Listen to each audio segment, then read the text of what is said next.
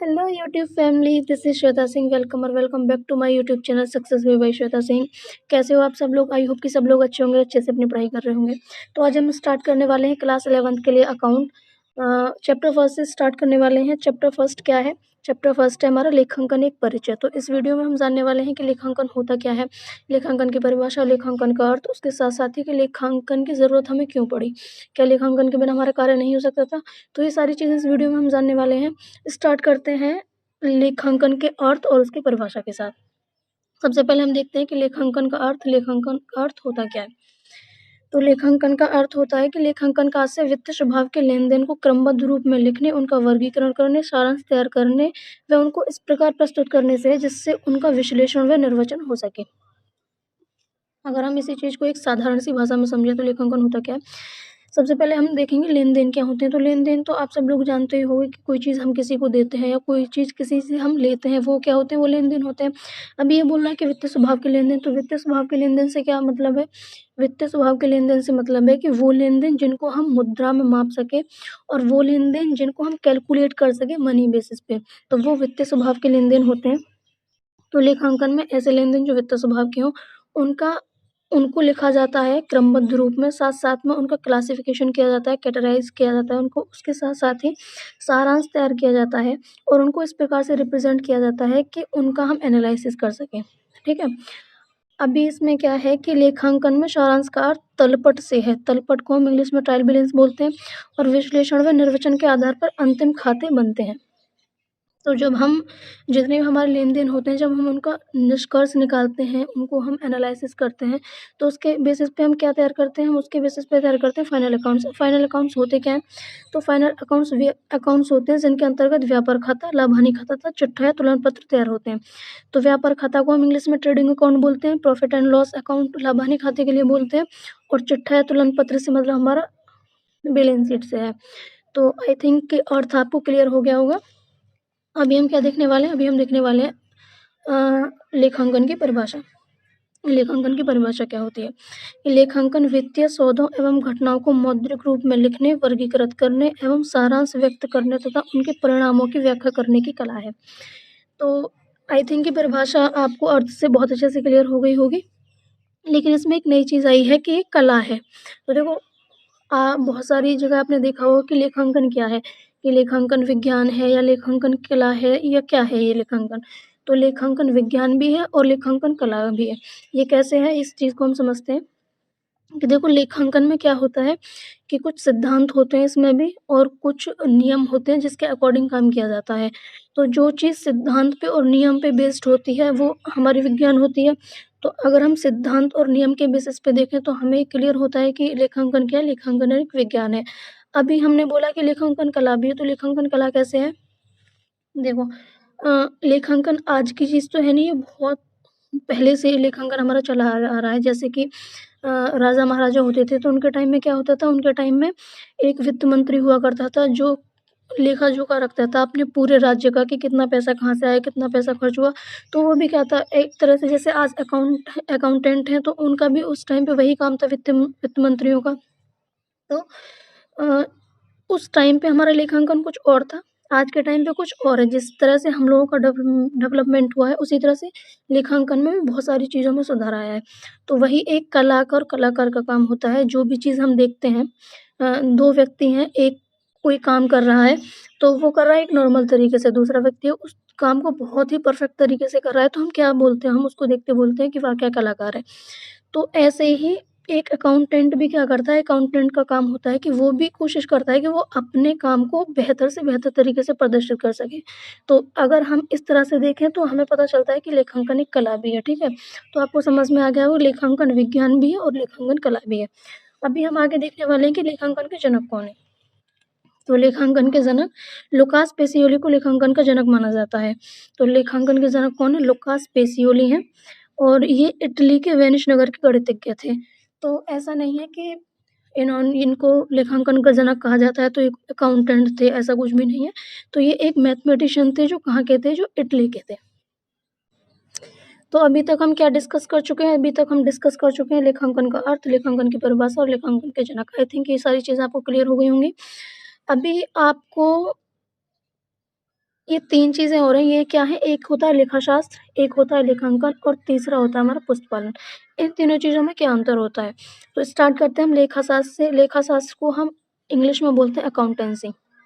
लेखाशास्त्र वह शाखा है जिसमें व्यापार से संबंधित लेन-देनों को बही खातों में लिखने तथा एक निश्चित समय के बाद उससे निष्कर्ष निकालने के नियम व सिद्धांतों का अध्ययन किया जाता है।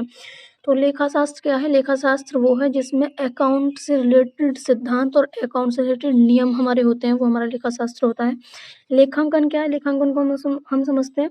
तो लेखांकन को हम इंग्लिश में क्या बोलते हैं? लेखांकन को हम इंग्लिश में बोलते हैं अकाउंटिंग। लेखांकन 2 शब्दों से मिलकर बना है, लेख और अंकन, जहाँ लेख का अर्थ लिखने से एवं अंकन का अर्थ अंक से लगाया जाता है। तो लेखांकन व्यवसाय की भाषा है। लेखांकन को लेखा कर्म के नाम से भी जाना जाता है।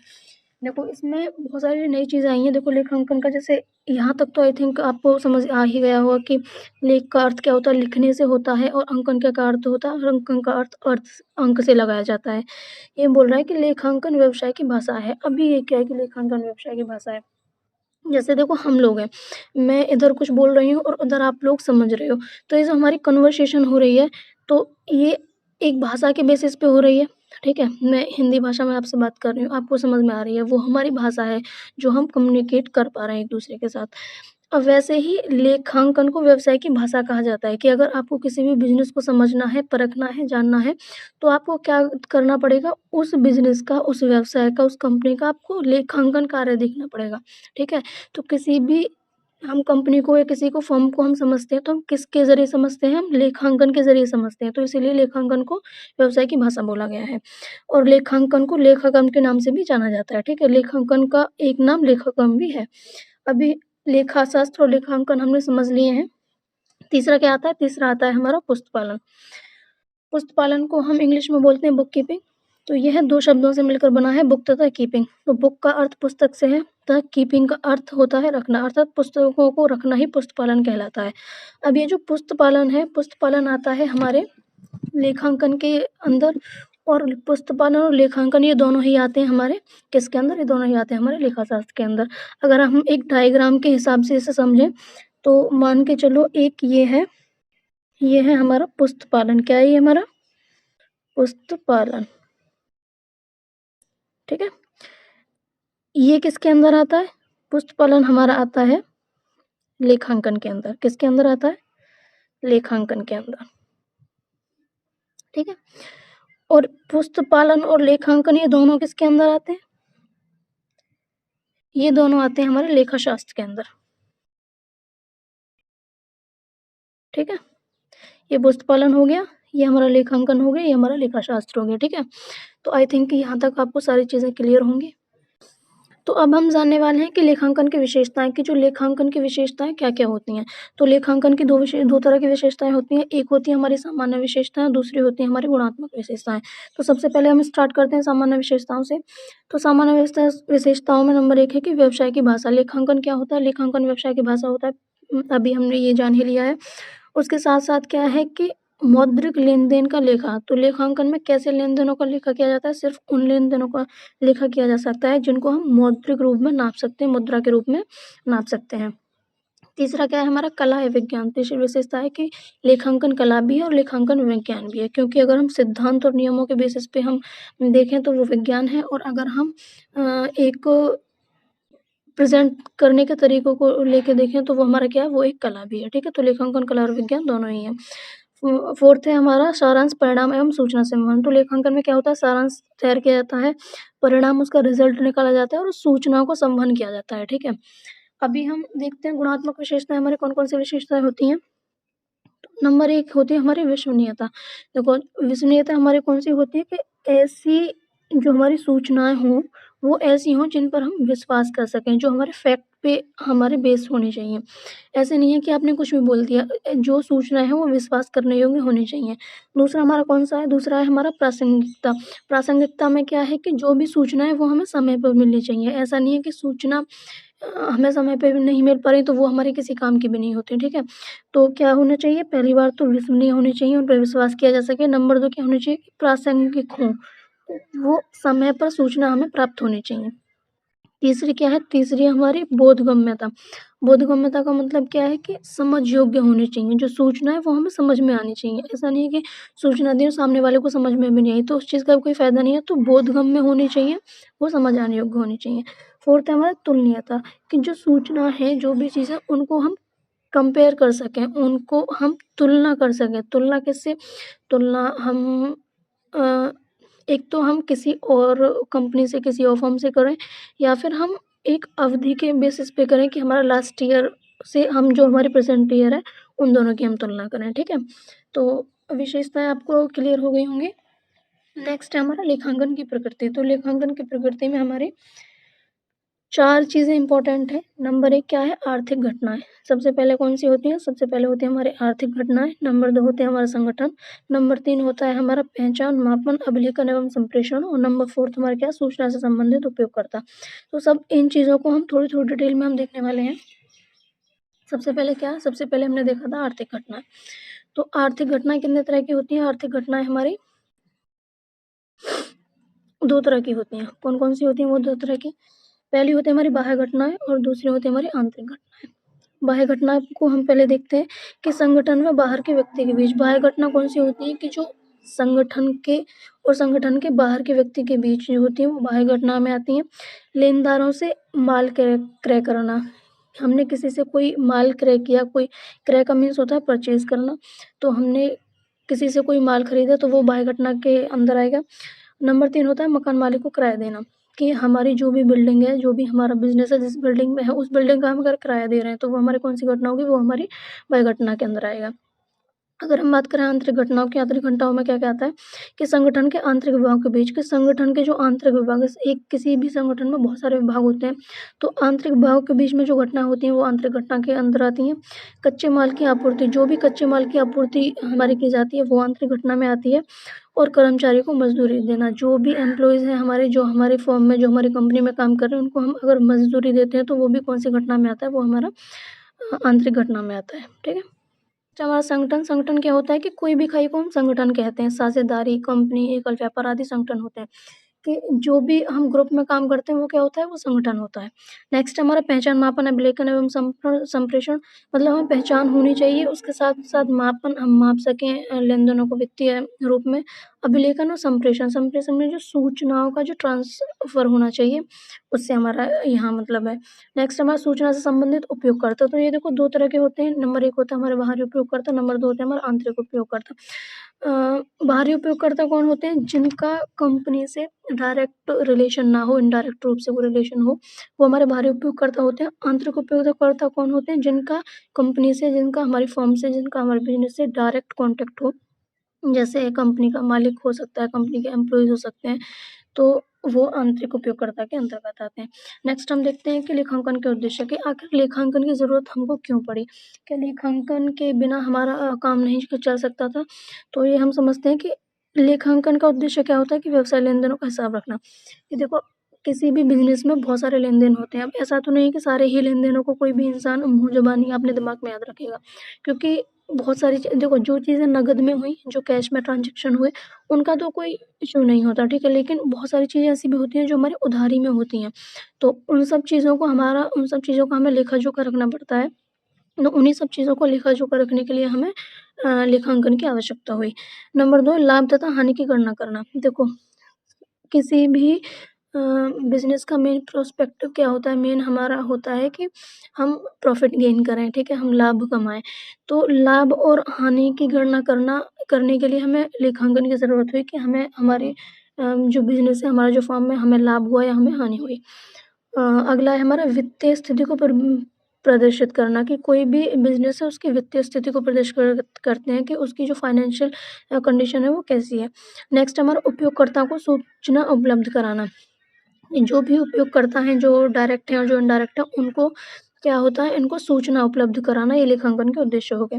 अब लेखांकन के प्रकार की बात करते हैं कि लेखांकन हमारे कितने प्रकार के होते हैं। तो लेखांकन हमारे इसमें इधर 3 बताए गए हैं। नंबर 1 है वित्तीय लेखांकन, नंबर 2 है लागत लेखांकन, नंबर 3 है प्रबंध लेखांकन। तो वित्तीय लेखांकन क्या है? कि जब भी हम लेन-देनों को वित्तीय रूप में लिखते हैं तो वो वित्तीय लेखांकन के अंतर्गत आता है। लागत लेखांकन के जहाँ पर भी कोई चीज़ बनाई जाती है, जहाँ पर भी मैन्युफैक्चरिंग का काम होता है, वहाँ पर लागत लेखांकन काम आता है। और प्रबंध लेखांकन वहाँ आता है जो भी बड़ी-बड़ी कंपनियाँ होती हैं, उनके मैनेजमेंट को करने के लिए उधर प्रबंध लेखांकन का प्रयोग किया जाता है। नेक्स्ट हम देखने वाले हैं लेखांकन के महत्वपूर्ण शब्द, कि जो लेखांकन में कुछ ऐसे शब्द हैं जो बहुत इम्पोर्टेंट हैं और आपको हर चैप्टर में हर जगह वो चीज़ें, वो शब्द आपको सुनने में आएंगे, तो उन्हें सब समझते हैं। नंबर 1 है पूंजी। पूंजी क्या होती है? पूंजी को हम कैपिटल बोलते हैं इंग्लिश में, कि वह राशि जिससे कोई व्यापार चला जाता है उसे पूंजी कहते हैं।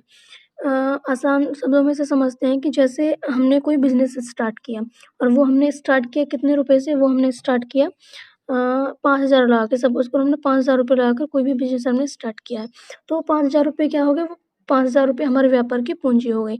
या फिर हम पार्टनरशिप में, अगर हम 2 पार्टनर हैं, तो एक पार्टनर ने 10,000 रुपए लगाए, दूसरे ने 5,000 रुपए लगाए, तो टोटल कितने हो गए? 15,000। और इन 15,000 रुपए को लगा के हमने कोई भी बिज़नेस स्टार्ट किया है, तो 15,000 रुपए क्या कहलाएँगे? वो 15,000 रुपए हमारे व्यापार की पूँजी कहलाएँगे। नेक्स्ट है हमारा क्रय। क्रय को हम इंग्लिश में बोलते हैं परचेज, मतलब खरीदना। क्रय का अर्थ होता है किसी चीज़ को खरीदना। जब हम मूल्य चुकाकर कोई वस्तु खरीदते हैं तो वह क्रय कहलाता है। कि कोई भी चीज़ हम परचेज करते हैं, कोई भी चीज़ खरीदते हैं, तो वो क्या कहलाता है? वो अकाउंट की भाषा में उसको हम क्रय बोलते हैं। नेक्स्ट है हमारा विक्रय, कि जब किसी वस्तु या सेवा को धन अथवा किसी वस्तु के प्रतिफल के रूप में दिया जाता है तो वह विक्रय कहलाता है। जब भी हम किसी वस्तु को या फिर किसी भी सेवा को, ऐसा नहीं है कि देखो वस्तु का ही होता है, सेवा भी होता है। जैसे डॉक्टर हो गए, ये क्या देते हैं? सेवा देते हैं, ठीक है? तो इनको भी हम, इनको या फिर किसी भी वस्तु को जब हम किसी वस्तु के प्रतिफल के रूप में या फिर हम धन के रूप में किसी व्यक्ति से हम क्या करते हैं? किसी व्यक्ति को हम देते हैं, बेचते हैं, तो वो क्या होता है? विक्रय। आसान भाषा में देखें तो क्रय का मतलब खरीदना होता है, विक्रय का मतलब बेचना होता है। नेक्स्ट है हमारा व्यय। व्यय क्या होता है? व्यय को हम बोलते हैं एक्सपेंडिचर, मतलब जो भी हमारे एक्सपेंसेस होते हैं, कि व्यय को खर्च या लागत भी कहा जाता है। कि जो भी आय कमाने के लिए हमारे खर्चे होते हैं, ठीक है, जो भी इनकम जो हम करना चाहते हैं, उस इनकम करने के लिए जो भी हम खर्च करते हैं, वो हमारा क्या कहलाता है? अकाउंट की भाषा में उसको हम व्यय कहते हैं। नेक्स्ट है हमारा आहरण। आहरण क्या होता है? आहरण को हम बोलते हैं विड्रॉ। व्यवसाय के मालिक द्वारा अपने व्यक्तिगत प्रयोग के लिए निकाली गई धनराशि या वस्तुएं आहरण कहलाती हैं। कि जो भी व्यवसाय का स्वामी होता है, जो भी व्यवसाय का मालिक होता है, सपोज करो कि उसे अपने पर्सनल यूज़ के लिए, ना कि प्रोफेशनल नहीं, अपने बिजनेस के लिए नहीं, अपने पर्सनल यूज़ के लिए, अपने व्यक्तिगत खर्चों के लिए अगर वो पूंजी निकालता है अपने व्यापार से, या फिर वो कोई वस्तु लेके जाता है, तो वो आहरण कहलाती है। जैसे कि किसी व्यक्ति ने कोई भी बिजनेस स्टार्ट किया, उसने 1 लाख रुपए से स्टार्ट किया, लेकिन कुछ टाइम बाद उसे क्या हुआ कि उसके बेटे की फ़ीस के लिए उसको 50,000 रुपए चाहिए। तो उसने 50,000 रुपए वो अपने बेटे की फ़ीस के लिए निकाले, तो वो क्या हो गए? वो हमारे आहरण होगा, ठीक है? 50,000 रुपए क्या होगा? वो हमारा आहरण होगा। अच्छा, ये 5 ही मैंने शब्दावली में से कुछ शब्द लिए थे, उसके साथ-साथ बहुत सारे हैं, ऐसा नहीं है 5 ही, बहुत सारे हैं। जैसे प्रॉफ़िट हो गया, तो प्रॉफ़िट क्या होता है? इसको हम लाभ बोलते हैं हिंदी में। कि जो भी, जैसे हमने कोई 10 रुपए की चीज़ खरीदी, या फिर हमने कोई चीज़ बनाई, उसकी लागत हमारी क्या आई? 10 रुपए, और हमने 15 रुपए में बेच दी, तो 5 रुपए का क्या हो गया? हमें लाभ हो गया। कि मतलब कोई भी चीज़ कम में खरीदना और ज़्यादा में बेचना, तो वो क्या होता है? हमारा लाभ होता है। ऐसे हमारी हानि होती है कि कोई भी चीज़ हमने 10 रुपए की लागत लगा के बनाई और हमने 8 रुपए में बेच दी, तो 2 रुपए का क्या हो गया? हमें 2 रुपए का हमें हानि हो गई, 2 रुपए का हमें नुकसान हो गया, ठीक है? तो बस यही था आज की वीडियो में, कंप्लीट चैप्टर हम कर चुके हैं। कैसी लगी आपकी वीडियो? कमेंट बॉक्स में कमेंट करके बताएं। वीडियो को लाइक करें, शेयर करें अपने और भी दोस्तों के साथ। अगर आपने चैनल को सब्सक्राइब नहीं किया है तो चैनल को सब्सक्राइब भी कर लें। मिलते हैं अगली वीडियो में, तब तक के लिए बाय बाय।